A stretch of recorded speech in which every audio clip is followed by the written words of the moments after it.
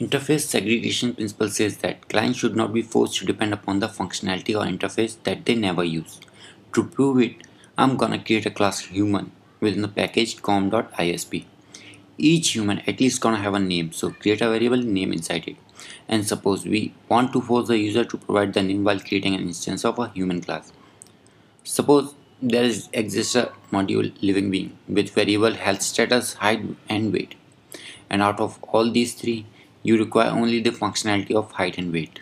Let's create a getter for name also in human class.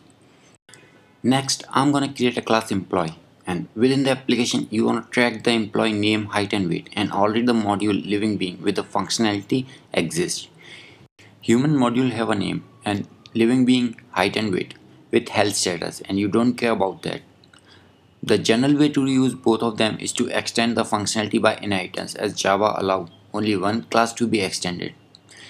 So first I'm gonna extend the living being to human, as each human is a living being. Next, extend the human to the employee class, so you have all the functionality of living being and a human available in employee class. Let's create one more variable department in employee class. Next, to test the functionality, I'm gonna create a client class with method display details responsible to display the details of the employee. I'm gonna pass human as an argument to be in synchronous with DIP as that a base class.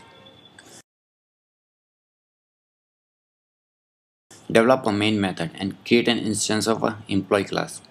Set name to Shiv, height to 182 and weight 64. Next, display employee. In the display detail method, we will sort the human, and that required to override the toString method of the employee class.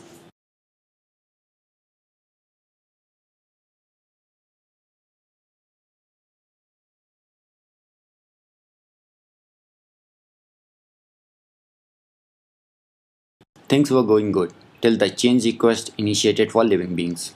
Request is that for each living being, health ID is required for some other application.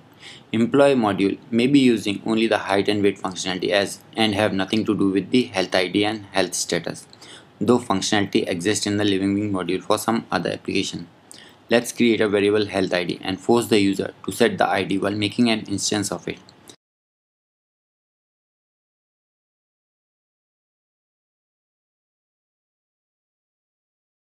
And that's where we're gonna get issue. This will force us to modify the human class constructor, and this will require the recompilation of a code, which takes time and what developer not going to like anyway, and will follow some shortcuts without following design patterns and principles. This way, the change can even propagate to client also and can force the user to change the code, which no way he gonna like, and he don't even bother about the functionality of health status. Thus, the module shouldn't be populated with the functionality or shouldn't extend the interface that they never use.